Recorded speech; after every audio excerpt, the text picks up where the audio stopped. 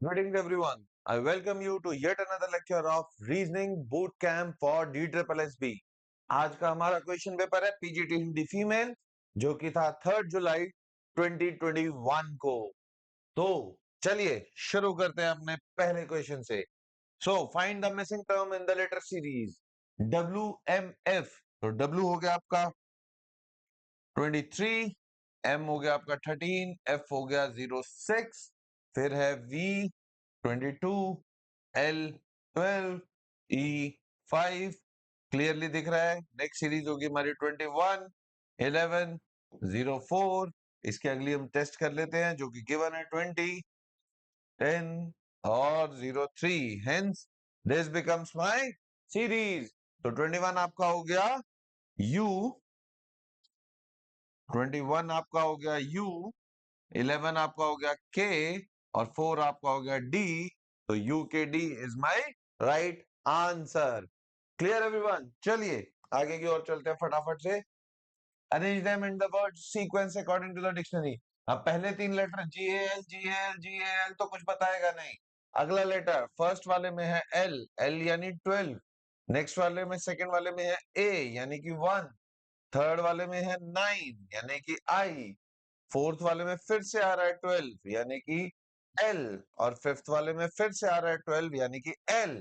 तो इसी के साथ मेरे दो तो डिसाइड हुए, तो इट विल बी 2 3। अब चेक करना फर्स्ट वाले का अगला लेटर है वो भी L है। तो इसके बाद मेरे ये 2 और 3 तो मेरे चले गए हैं। फोर्थ वाले में भी अगला लेटर 12 है, फिफ्थ वाले में भी अगला लेटर 12 है। फर्स्ट वाले में अगला लेटर 5, फोर्थ वाले में अगला लेटर 4, फिफ्थ वाले में अगला लेटर ओ हो गया आपका 15। तो यहां पर मेरा क्लियर हो गया 2 3 4 1 5, 2 3 4 1 5 यानी 1 इज माय राइट ऑप्शन। चलिए आगे की ओर चलते हैं फटाफट से। हमारा अगला क्वेश्चन देखते हैं हम लोग। So out of these some are से 3 are in similar, odd one out निकालना है। तो BDFG B2 D4 F6 G7 H8 J10 L12 N14 O15 Q17 S19 U21 T20 V22 X24 Z26। ये जो तीनों के तीनों है इसमें सारे गैप दो दो दो से है, इसमें लास्ट गैप 1 से है। तो ऑड वन आउट हुआ मेरा BDFG। चलिए अगले क्वेश्चन की ओर आज थोड़ा सा जल्दी जल्दी चलेंगे। इस टाइप का क्वेश्चन बहुत बार देखा गया आपके पास। अब इस क्वेश्चन को सॉल्व करने के लिए हम लोग एक थोड़ा सा क्विक मेथड देखेंगे। अब वो थोड़ा सा क्विक मेथड क्या है कि जनरली ऐसे क्वेश्चन में शुरू में ही हमारा डिसाइड हो जाता है कि कौन सा क्या बनेगा। क्लियर? चलिए चेक करते हैं। S19 और साथ साथ इसका कोड लिख लीजिए T20 N14, कोड क्या बन रहा है O15 R18, कोड क्या बना 19 P16, कोड क्या बना 17। तो यानी एक एक सब में ऐड हो रहा है, यहां पर तो हमारा आंसर नहीं निकला। चलिए अगला वाला देख लेते हैं। O15 N14 A01 Z26 E05 F06 R18 Q17। आप ध्यान से देखिए सब में यहां पे 15 -1 हो रहा है, 1 -1 हो रहा है, 5 +1 हो रहा है, 18 -1। तो यानी 3 में -1 है, 1 में +1 है, तो ऑड वन आउट क्या हुआ मेरा जिसमें अलग से रिजल्ट बना है।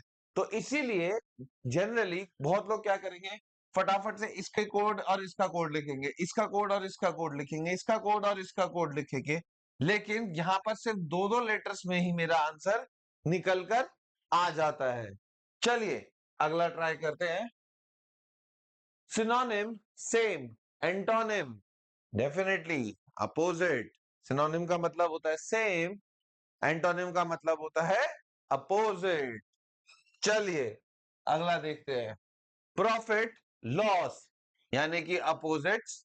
तो अपसेट डिप्रेस सेम होता है, फुल कंप्लीट सेम होता है, रिजिड टफ सेम होता है, ब्लंट एंड शार्प, यानी कि blunt and sharp is in the same way as profit and loss. चलिए अगले क्वेश्चन की ओर चलते हैं। लार्जर को कोड किया गया है,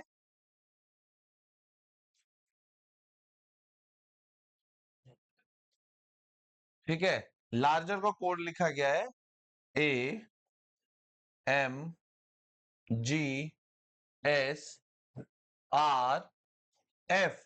अब ध्यान से देखिए, A as it is L plus one, G as it is R plus one, R as it is E plus one.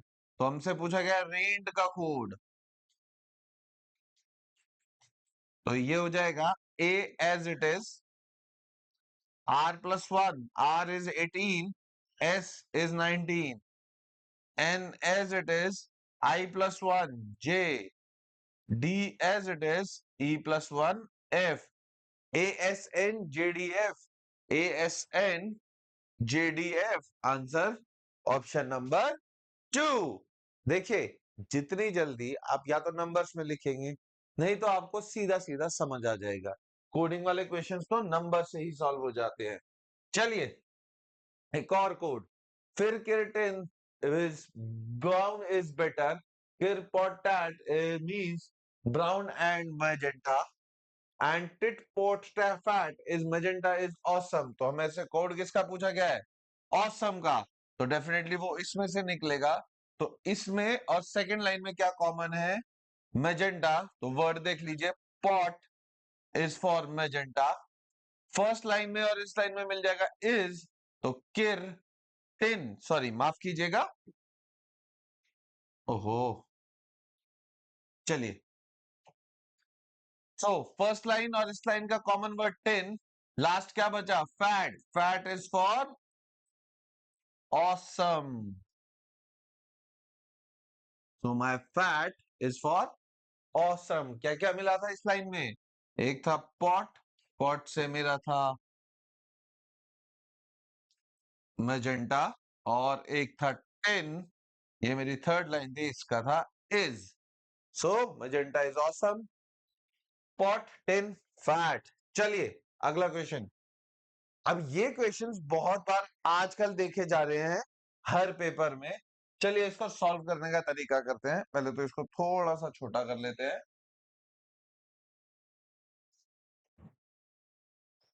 चलिए शुरू करते हैं। XYZ company has a job opening, candidate. अब देखिए इस क्वेश्चन को करने के लिए भी हम एक छोटा सी ट्रिक लेके चलेंगे। It's not a trick, it's a way of doing. जैसा कि मैं हर बार अपने पजल, सिटिंग प्लान या इस टाइप के किसी भी लंबे क्वेश्चन में बोलता हूं कि आप क्वेश्चन को एक बार पढ़ेंगे और उससे रिलेटेड सारी जानकारी अपनी शीट पर लिख लेंगे, ताकि बार बार आपको ऊपर नीचे ना देखना पड़े। चलिए शुरू करते हैं।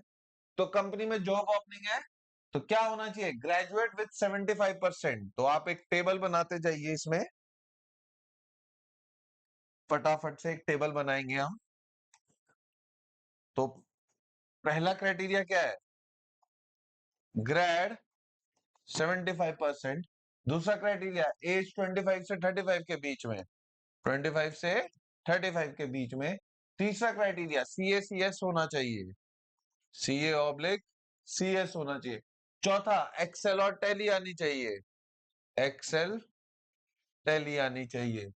पांचवा नहीं है। चलो, if candidate meets all other criteria except four, यानी उसको टैली और ये नहीं आता, candidate will be refer to manager. तो अगर ये नहीं हुआ तो वो हो जाए, रेफर हो जाएगा मैनेजर को। A candidate whose age is more than 35 years, यानी 35 ईयर से वो बड़ा है, and but experience and has experience of 2 years, more than 2 years से ज्यादा उसका एक्सपीरियंस है, will be refer to general manager. चलिए शुरू करते हैं। Arun working in IDBI for 3 years, तो उसका एक्सपीरियंस हो गया 3 इयर्स का। ही वॉज बोर्न ऑन 82, 1982 में बॉर्न हुआ था। तो आज की डेट में इसकी एज क्या होगी? 18 प्लस, अगर मैं 2024 की बात करूं, 18 प्लस 24 में इसमें जोड़ लूं तो डेफिनेटली वो 35 से बड़ा है, तो यानी कि उसकी एज 35 से बड़ी है, तो उसका केस जीएम के पास तो जा ही रहा है। बाकी देख लेते हैं। अरुण इज वर्किंग, 3 साल से ज्यादा का एक्सपीरियंस है। He has completed his CA in 2010, तो वो सीए भी है। Has a knowledge of Excel and Tally, ये भी है। Has BCom honours and scored 80% marks, इसको ये भी मिला है। तो इसमें केस कहां रेफर हुआ? So candidate case should be refer to general manager, क्योंकि वो उसकी एक एक्सेप्शन हमें मिल गई है कि उसकी एज 35 से ज्यादा है, लेकिन एक्सपीरियंस 2 साल से ज्यादा है। चलिए, 6 people are standing together in 2 rows facing each other, तो चलिए 2 रो है, ये 2 फेसिंग ईच अदर है, ठीक है, exactly facing each other. Mohan is not standing at the end of the row, but is to the right of Junaid. तो यहां पर हमारे पास 2 तरीके हो सकते हैं कि मोहन किसी भी रो में खड़ा हो सकता है, तो हमें रो तो पता नहीं, इसलिए वही वाली बात, हम अपनी सारी की सारी एक्सेप्शन एक साथ रख लेंगे। तो Mohan standing is not standing at the end, यानी मोहन इन जगहों पे तो नहीं है, लेकिन वो जुनेद के राइट साइड पे है। तो अगर जुनेद यहां खड़ा है तो मोहन यहां मिलेगा, अगर वो इस रो में है। अगर वो इस रो में हुए तो मोहन यहां है, तो मोहन इधर की तरफ देख रहा है, तो जुनैद यहां होगा, ठीक है। चलो ये 2 तो मिल गए। अगला चलते हैं। Mohan is not standing at the but to the right of Junaid who is facing Chaman, तो जुनैद के आगे खड़ा है चमन, जुनैद के आगे खड़ा है Chaman. Kartik is to the left of Das who is facing Mohan, तो दास मोहन को फेस कर रहा है और कार्तिक इसके लेफ्ट पे है, तो ये तो ठीक हो गया। तो क्या यहां पर भी ठीक चल रहा है? जी हाँ, दास मोहन को फेस कर रहा है, कार्तिक इसके लेफ्ट साइड पर है। Who is immediate left of Varun, एक बच्चा बच गया मेरा, वरुण। अब इस केस में देखिए, दोनों की दोनों सिटिंग पोजीशंस ठीक है। आप किसी भी एक को रेफर कर लीजिए, आपके ऊपर के सारे टर्म्स ठीक बैठ रहे हैं। तो अब उसने क्या पूछा है? Who is immediate left of Varun, Varun यहाँ बैठा है, उसके लेफ्ट साइड पे मोहन है। यहाँ पे देख लीजिए, वरुण यहाँ बैठा है, उसके लेफ्ट साइड पे मोहन है। In any case answer will be Mohan. तो दोनों के दोनों सिटिंग अरेंजमेंट मेरे इस केस में फिट बैठते हैं। चलिए अगले क्वेश्चन की ओर चलते हैं। अब इसमें एक स्टेटमेंट दी गई है। स्टेटमेंट क्या आई है? Half of the students in a class were caught cheating in the final exam. Half of the student, आधे से ज्यादा स्टूडेंट अपने फाइनल एग्जाम में चीट करते हुए पकड़े गए। तो आपके कॉज ऑफ एक्शन क्या है? The culprit should be punish and should be asked to rewrite the exam with a new question paper, या फिर that particular exam should be cancelled. देखो, अगर हम एग्जाम कैंसिल करते हैं तो उन ईमानदार बच्चों का क्या, जो आधे से आधे बच्चे जो अपना एग्जाम ईमानदारी से दे रहे थे, तो हम लोग सिर्फ क्या करेंगे? कल्प्रिट स्टूडेंट को पनिश करेंगे, उनको एक नया क्वेश्चन पेपर दे देंगे और उनका एग्जाम री करवा लेंगे। तो यानी कि only one will be the right answer. चलिए अगला। Again there is a statement, alcohol is harmful to health. इसके कंक्लूजन क्या हो सकते हैं? क्या आपको अल्कोहल नहीं पीनी चाहिए? और या जो लोग अल्कोहल पीते नहीं पीते वो हमेशा फिट होते हैं? जी नहीं, ऐसा नहीं है। ये तो ये वाली बात हुई कि जो दारू पिएगा वही बीमार पड़ेगा, नहीं जी, बिना दारू पीने वाले भी बीमार पड़ते हैं। तो लेकिन one should not drink alcohol because it is not good for health, only one follows. चलिए अगला क्वेश्चन की ओर चलते हैं। In a test student lose 1 marks for every wrong answer, यानी रॉन्ग आंसर पे -1, and gains 3 marks for every right correct answer. If he attempts all the 100 question, यानी student ने पूरे के पूरे क्वेश्चन अटेम्प्ट करे हैं और उसके 88 मार्क्स आए हैं, तो how many question did he answer correctly?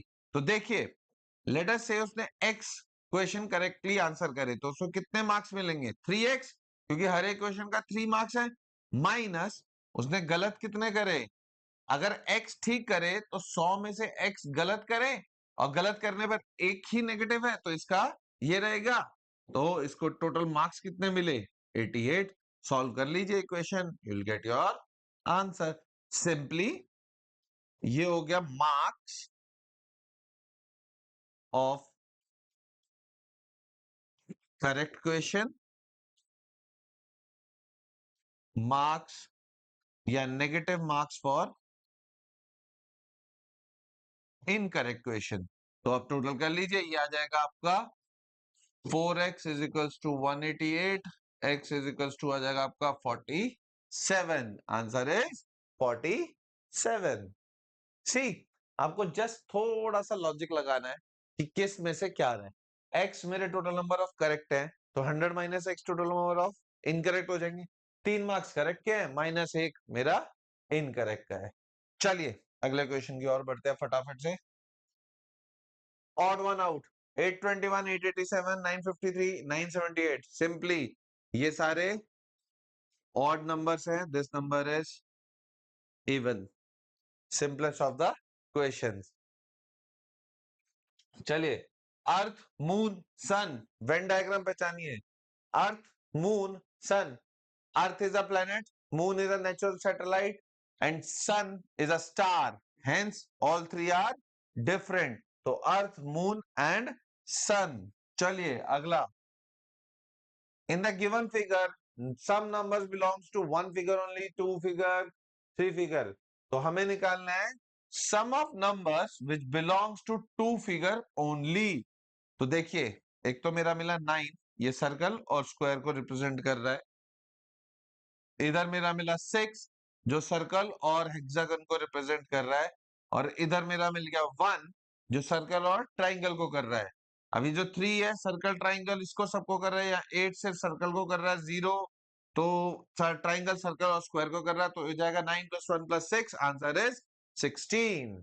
So 16 is the number which is represented by exactly two figures. अगला क्वेश्चन की ओर बढ़ते हैं। Which is not like the others? Select the option.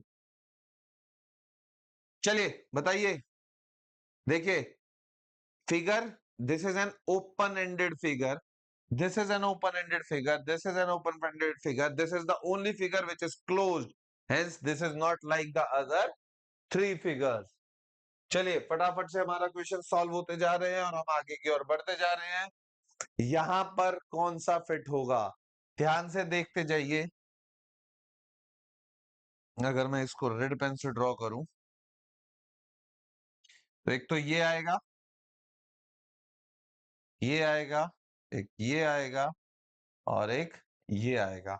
अब आप देख लीजिए कौन से फिगर में आपको ये दिखाई दे रहा है। और कुछ बचा है?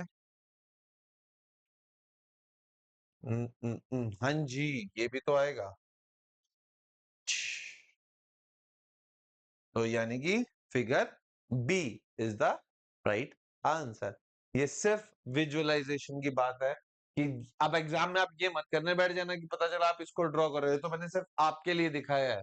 क्लियर? यहां पर सिंपल विजुअलाइजेशन ऑफ फिगर्स है।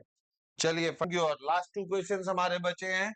मैक्सिमम नंबर ऑफ ट्राइंगल्स इस फिगर में कैलकुलेट करने हैं। चलिए फटाफट से कैलकुलेट करते हैं। मैं इस फिगर को लेबल कर देता हूं।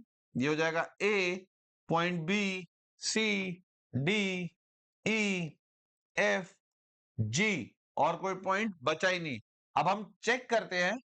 देखिए, वर्टेक्स उठाते हैं, ए, बी, सी, जी, यानी कि ये वाला ट्राइंगल में, इस वाले पोर्शन में कितने ट्राइंगल हैं? ध्यान से देखिए, अगर ये लाइन जुड़ जाएगी तो इस वाले पोर्शन में मिलेंगे टोटल मेरे 3 ट्राइंगल्स।